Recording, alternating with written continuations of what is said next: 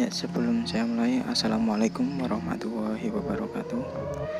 Kami dari kelompok 7 akan membahas STEM dalam kolaborasi berbagai mata pelajaran yang beranggotakan saya sendiri, Ramadan Farid Okamahendra, lalu ada Mbak Dia Ayu Sulistiani, dan Mas Yusril Maskurim Najat, lalu Muhammad Nur Hidayat, lalu Uswatun Hasanah Iriani, yang terakhir Awalia Rizky Rahmawati.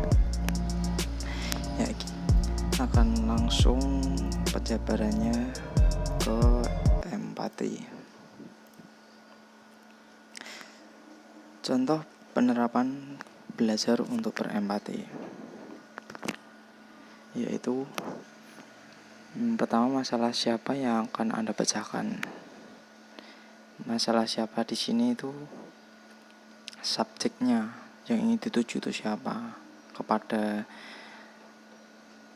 usia berapa, seperti itu. Untuk siapa Anda membuat desain, untuk siapa ini, ya seperti tadi, untuk anak SMP, SMA, SD mungkin, atau PAUD. Lalu yang kedua, bagaimana Anda bisa lebih memahami pengalaman dan kebutuhan orang tersebut. Nah, memahami di sini itu lebih ke tingkah lakunya. Jadi tingkah lakunya itu bagaimana, lalu keluhannya yang seperti apa, yang dibutuhkan tuh apa. Seperti anak SD lebih cenderung ke tingkah laku ke bermain-main atau mainan, seperti itu. Kebutuhannya ya bermain. Yang ketiga, bagaimana Anda mengembangkan desain secara singkat untuk merefleksikan kebutuhan orang tersebut. Di sini kita maksudnya mengembangkan desain. Dari kita mengambil desain, ya bukan mengambil, kalau bisa membuat ya kita membuat, kalau tidak bisa kita mengembangkan. Desain kita cari, kita kembangkan sesuai kebutuhan subjek kita yang kita tuju itu. Yang keempat, bagaimana Anda tahu bahwa desain Anda berhasil. Tes dan umpan balik apa yang Anda perlukan. Nah, bagaimana untuk mengetahui desain itu berhasil? Kita melakukan tes. Jadi kita tes desain kita kepada subjek kita. Nah, nanti kita dapat itu apa? Feedbacknya bagaimana? Apakah berhasil ataukah kurang berhasil, ataukah sama sekali tidak berhasil, seperti itu. Untuk desain pemikiran, menurut saya itu lebih ke kerangkanya. Jadi semua tadi itu kita kerangka dulu. Makanya dinamakan design thinking. Apa itu kerangka berpikir? Kita kerangka dulu sebelum ke masalah siapa tadi, itu seperti itu. Dan materi selanjutnya akan dilanjutkan oleh Mbak Dia Ayu Sulistiani. Saya Yusril akan melanjutkan presentasi dari Ramadan Farid. Kreativitas merupakan upaya seorang atau sekelompok orang bekerja sama untuk menghasilkan gagasan atau ide baru. Perlu dipahami lebih mendalam tentang kreativitas ini, yaitu kreativitas bukanlah merupakan suatu keberuntungan. Yang kedua, semakin banyak gagasan atau kuantitas, semakin besar kemungkinan untuk memiliki gagasan kreatif. Yang ketiga, kreativitas membutuhkan keahlian teknis yang mendalam. Yang keempat, kreativitas itu merupakan suatu kemampuan untuk mengkombinasikan berbagai elemen. Yang kelima, kreativitas itu merupakan kemampuan untuk melihat dan menemukan pola. Yang keenam, kreativitas itu akan muncul pada seorang bila diizinkan. Yang ketujuh, kreativitas itu sangat dipengaruhi oleh motivasi intrinsik. Yang kedelapan, kreativitas itu sangat berkaitan dengan upaya sadar. Yang selanjutnya yaitu keterampilan berpikir kritis. Ada 3 kemampuan yang dimiliki seorang dalam berpikir kritis, yaitu mengevaluasi bukti-bukti dan mampu menjawab pertanyaan berikut. Apa yang kedua, menganalisis, mensintesis bukti. Yang ketiga, menghargai sudut pandang dan penjelasan. Bagaimana menilai kualitas pandangan atau penjelasan alternatif tersebut? Ada 3 cara pikir dalam keterampilan berpikir kritis, yaitu berargumen, harus logis, dan sesuai dengan sumbernya, membuat penilaian dan keputusan. Yang ketiga, memecahkan masalah, apakah terbuka, tertutup, konvergen, divergen, atau berjejaring. Sekian dari saya, akan dilanjutkan oleh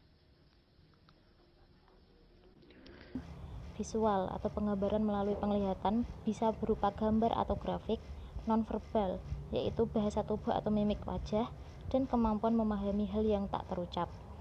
Dalam keterampilan berkomunikasi kompleks ini memiliki beberapa unsur, yaitu 1. Sumber.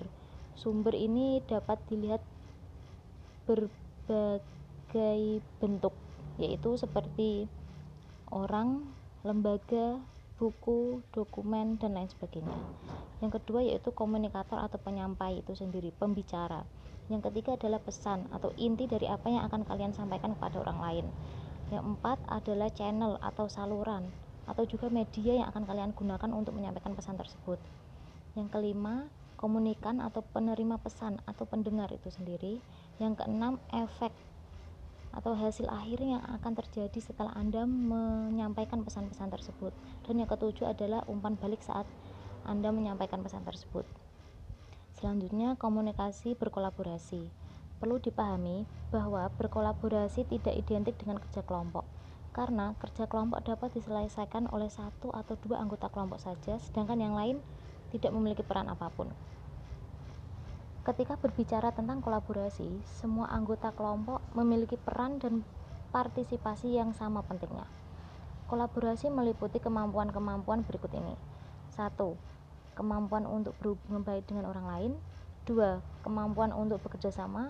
Dan 3. Kemampuan mengelola dan menyelesaikan konflik. Baik, saya akan melanjutkan penjelasan dari Mbak Dia tentang kemampuan berkolaborasi dalam pembelajaran STEM. Yang pertama, kemampuan untuk berhubungan baik dengan orang lain seperti berempati, memainkan peran orang lain, dan memahami situasi dari sudut pandang orang tersebut, dan mengelola emosi orang tersebut secara efektif.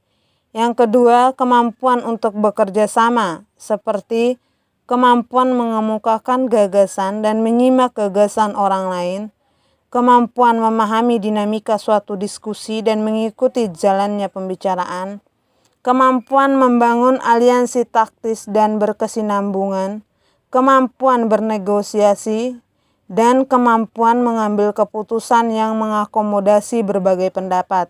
Yang ketiga, kemampuan mengelola dan menyelesaikan konflik, yang seperti kemampuan menganalisis isu dan minat, misalnya kekuasaan, pengakuan prestasi, pembagian tugas, kesetaraan, asal-muasal konflik dan argumen dari berbagai pihak, dengan menyadari bahwa ada beberapa kemungkinan penyelesaian masalah.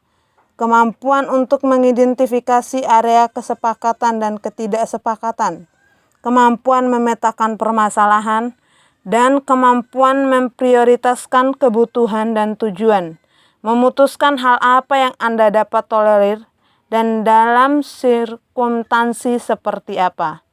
Dan selanjutnya akan dijelaskan oleh Mbak Awalia. Contoh implementasi pada STEM. Pada pembelajaran di sekolah dasar yang berdasarkan tema, maka tema tersebut diajarkan pada mata pelajarannya semuanya berbasis pada STEM. Misalnya, tema cita-citaku, hemat energi, dan tema-tema lainnya dihubungkan dengan STEM. Luaran akhir output yang ingin dicapai adalah suatu produk maupun desain yang dibuat oleh para siswa yang berhubungan dengan desain. Contohnya, membuat loop sederhana, kincir air sederhana, dan produk desain yang berhubungan dengan hasil cipta karya STEM. Pada tingkat satuan sekolah menengah pertama, mata pelajaran IPA dan IPS telah dipadukan, maka pada keduanya pembelajaran berbasis STEM dapat diimplementasikan. Pada pelajaran IPA, produk maupun desain yang dapat dikembangkan seperti pembangkit listrik, mikrohidro, rangkaian listrik sederhana, dan media-media lainnya.